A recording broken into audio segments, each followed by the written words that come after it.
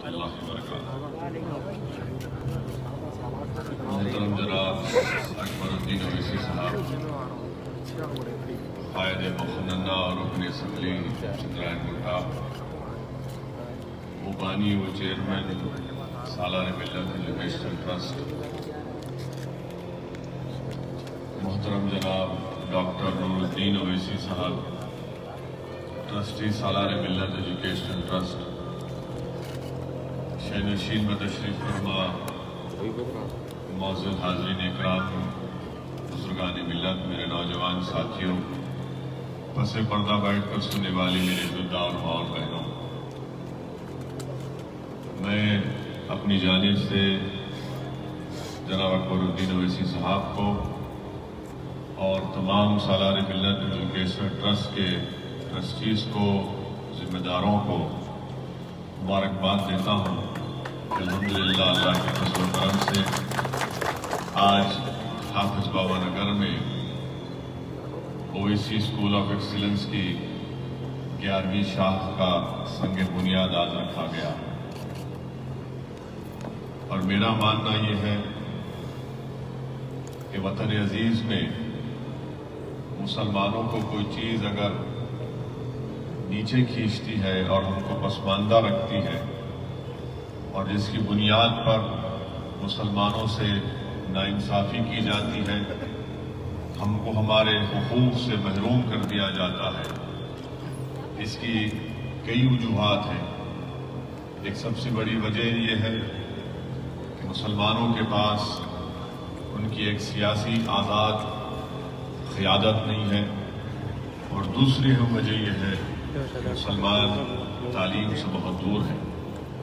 اسی لیے آج آپ دیکھتے ہیں کہ خود حکومت ہند کے اعداد و شمار یہ بتاتے ہیں کہ اگر الٹریسی اگر وطن عزیز میں سب سے زیادہ کسی میں ہے تو مسلمانوں میں ہے، قریب 42.87% مسلمان وطن عزیز میں الٹریٹ ہیں، اور اگر خواتین میں اگر آپ دیکھیں گے، تمام ہمارے ہندو بھائیوں میں، جین بھائیوں میں، عیسائی ہے، سکھ ہے، ان میں خواتین میں بھی سب سے کم جو نمبر آتا ہے وہ ہمارے خواتین کا آتا ہے۔ اسی لیے بہت اہم کام ہے ان تعلیمی اداروں کا قیام اور میں لانا۔ یقیناً یہ نہ صرف حلقہ اسمبلی چندرائن گٹا، بلکہ میں سمجھتا ہوں کہ یہ صرف ایک ریاست کو فائدہ نہیں پہنچے گا، بلکہ پورے ملک کو اس طرح کے تعلیمی اداروں سے فائدہ پہنچے گا، کیونکہ اگر وطن عزیز میں 14% کے قریب مسلمانوں کی آبادی ہے، اور اگر اس میں سے 42.87% اگر الٹریٹس ہیں، اور 100 میں سے صرف 3 بچے ہائر ایجوکیشن یا اعلیٰ تعلیم میں گریجویشن حاصل کرتے ہیں، تو آپ خود اندازہ لگائیے کہ ہم کس طرح سے فرقہ پرستی کا مقابلہ کر سکیں گے، کس طرح سے ہم ہندوستان کے آئین کو بچا سکیں گے۔ اس لیے بہت ضروری ہے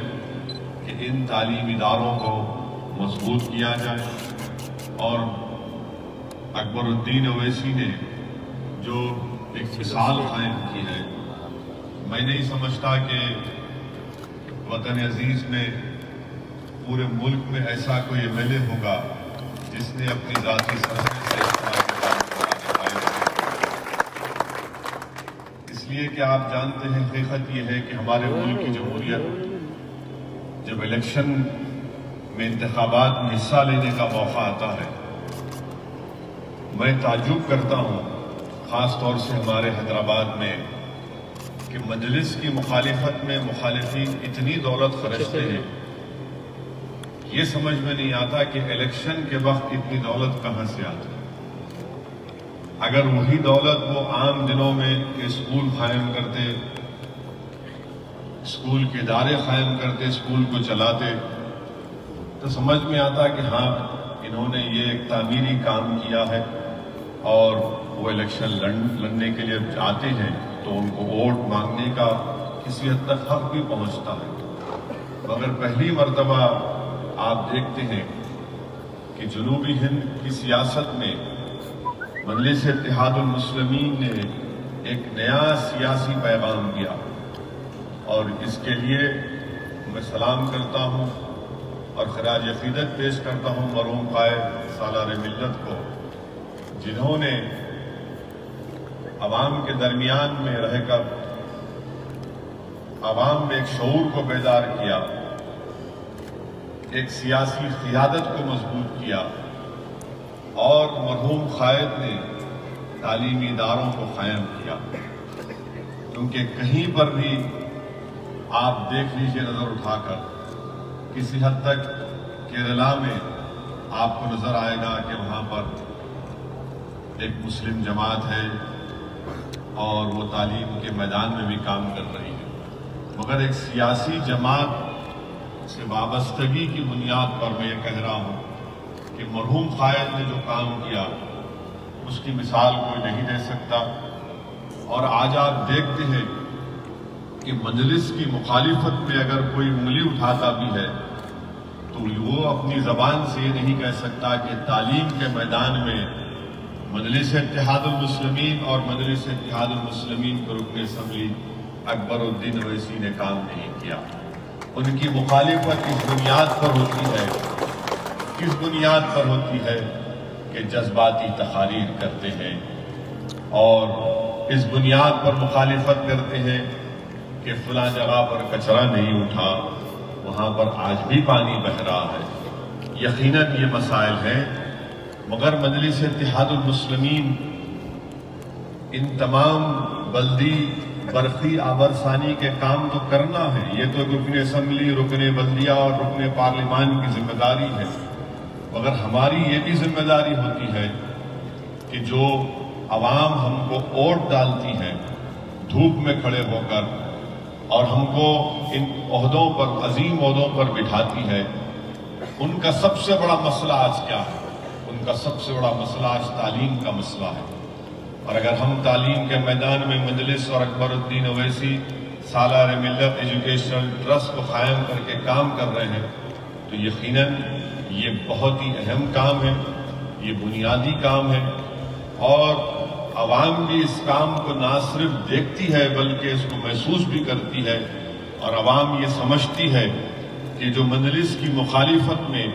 کوئی بیٹھ کر اپنا ویڈیو نکال تو سکتا ہے، فیس بک پر لائیو آ کر مجلس کے ذمہ داروں کو گالی دے سکتا ہے، مگر اللہ اس کے دل میں اس کو اتنی توفیق نہیں دیا کہ ایک 2 کمرے کا اسکول بنا کر غریبوں کے لیے کچھ فائدہ پہنچا سکے۔ تو یہ کام مجلس اتحاد المسلمین کرتے آ رہی ہے۔ یقیناً ہم تمام اس دنیا سے ایک دن رخصت ہو جائیں گے، ہم تمام کو اس زمین کی رضا بننا ہے، مگر دنیا ان لوگوں کو یاد رکھتی ہے جو تعلیم کے میدان میں کام کیے ہیں۔ آج مرحوم قائد سالار ملت ہمارے درمیان میں نہیں ہے، مگر اللہ جب تک دنیا کو قائم رکھے گا،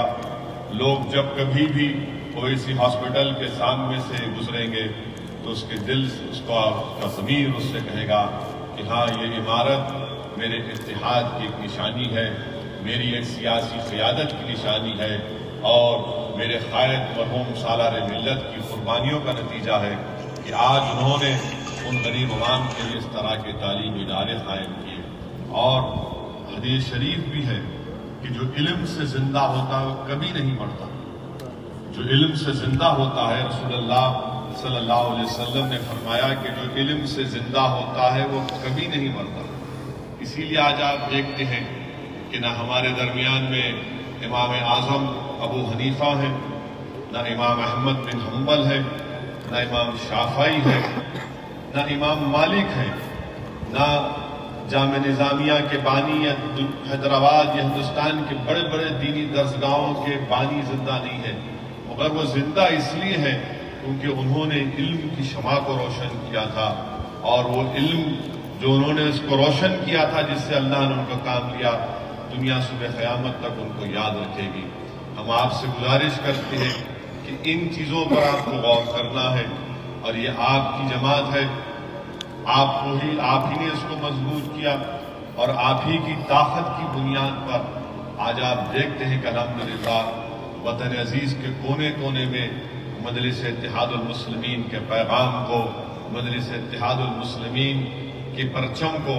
ہم بلند کر رہے ہیں، اور اللہ ہم کو کامیابیوں سے ہمکنار بھی کر رہا ہے۔ اسی لیے آپ سے گزارش ہے کہ ان اداروں کو آپ مضبوط کریے، بلکہ میں تو جناب اکبر الدین اویسی صاحب سے ایک گزارش بھی کروں گا کہ یہ کووڈ ختم ہونے والا نہیں ہے، یہ ابھی جلدی جانے والا نہیں ہے۔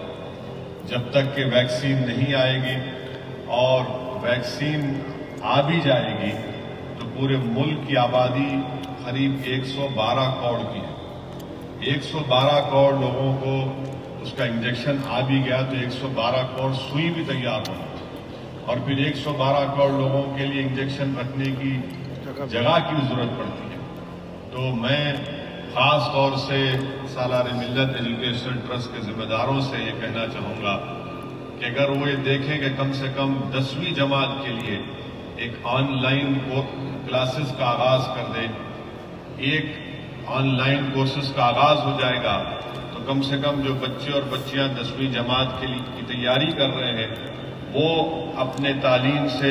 کسی حد تک محروم نہیں رہیں گی، کیونکہ حکومت تو میرے خیال سے شاید ایک مہینہ ادھر ادھر SSC کے امتحان کو آگے بڑھا سکتی ہے، اور اگر یہ سب ہو جاتا ہے تو یہ بہت بڑی بات ہوگی، کیونکہ آج کل ماشاءاللہ ہر گھر میں سیل فون ہے، اور اگر سیل فون بچوں کے حوالے کر دیا گیا تو یقیناً میں سمجھتا ہوں کہ آن لائن کلاسز سے جو گھر میں واحیات چیزیں سیل فون پہ آپ دیکھتے ہیں، کم سے کم وہ بچے جو ہے ان سیل فون پر آن لائن اپنی کلاسز دیکھ کر اپنے علم کے اس میں اضافہ کر سکیں گے، اور 10ویں جماعت کے لیے وہ تیاری بھی کر سکیں گے۔ یقیناً یہ آسان کام نہیں ہے آن لائن کلاسز کو تیار کرنا، اس کو پورا یا تو اس کا ویڈیو بنانا پڑے گا یا پھر اس کا لائیو ٹیلی کاسٹ کرنا پڑے گا، مگر جب اتنا بڑا کام سالار ملت ایجوکیشنل ٹرسٹ کی طرف سے کیا جا رہا ہے تو میں امید کرتا ہوں، اور میری گزارش بھی ہے کہ اس تعلق سے وہ ماہرین جو اس ماہرین سے گفتگو کرے، اور اگر اس طرح کا کوئی سافٹ ویئر بنا سکتے ہیں تو وہ بہت میرے خیال سے کارآمد ثابت ہوگا، کیونکہ ابھی اکبر الدین اویسی نے اپنی تقریر میں کہا کہ کورونا کی وجہ سے بہت سے اسکول بند ہیں اور بہت سے بچے اپنے گھر میں بیٹھے ہوئے ہیں، تو یہ جب 10 اسکول کی عمارتیں جہاں پر تیار ہیں، جہاں پر اسکول چل رہے ہیں، تو ہم کو یہ ضروری ہے کہ 10ویں جماعت کے لیے بھی ہم کو اس تعلق سے سوچنا ہے، اور انشاءاللہ تعالی مجھے یقین ہے کہ اللہ اپنے فضل و کرم سے آج جس اسکول کی عمارت کا سنگ بنیاد رکھا گیا وہ ضرور اللہ اس کو اپنے فضل و کرم سے پورا کرے گا، کیونکہ یاد رکھیے جس انسان کی نیت اچھی ہوتی ہے، جس انسان کی نیت میں اخلاص ہوتا ہے تو اللہ سبحانہ و تعالی غیب سے اس کی مدد کرتا ہے، اور یہی بات کو یاد رکھیے کہ نیتوں کو اچھا رکھیے۔ اگر نیت میں اخلاص نہیں ہے، نیت میں یہ ہے کہ میں اتحاد کو کمزور کروں گا، نیت اور سوچ میں اخلاص نہیں ہے، بلکہ یہ ہے کہ کیسے کھڑی عمارت کو، جو ایک اتحاد کی عمارت ہے جس کو لوگوں نے اپنے آنسوؤں سے مضبوط کیا، اس کو کیسے اس پہ میں کمزور کر سکتا ہوں، تو یقین جانیے یہ کبھی یہ لوگ کامیاب نہیں ہو سکتے، کیونکہ میں آزما کر دیکھ لوں اپنی زندگی میں نامصائب حالات میں بھی ہم نے حصہ لیا انتخابات میں، اور اللہ نے ہم کو غیب سے کامیابی دی۔ جب لوگ یہ سمجھتے تھے کہ مجلس اتحاد المسلمین کا ایک MLA ہے، مجلس کا کیا ہوگا، مگر اللہ سالار ملت کی خبر کو نور سے بھر دے۔ ہمارے قائد ہمیشہ ہم کو سکھاتے رہے کہ اپنے حوصلوں کو بلند رکھو، اپنی نیت میں اخلاص رکھو اور محنت کرو، اور اللہ کی ذات پر توکل کرو۔ یاد رکھیے جو اللہ کی ذات پر توکل کرتا ہے، جو ہر چیز کو اللہ سے مانگتا ہے، اللہ اس کی غیب سے مدد کرتا ہے، اور اللہ اس کے لیے راستے آسان کر دیتا ہے، بلکہ اللہ مشکلات میں بھی اللہ اس کے لیے راستہ نکال دیتا ہے۔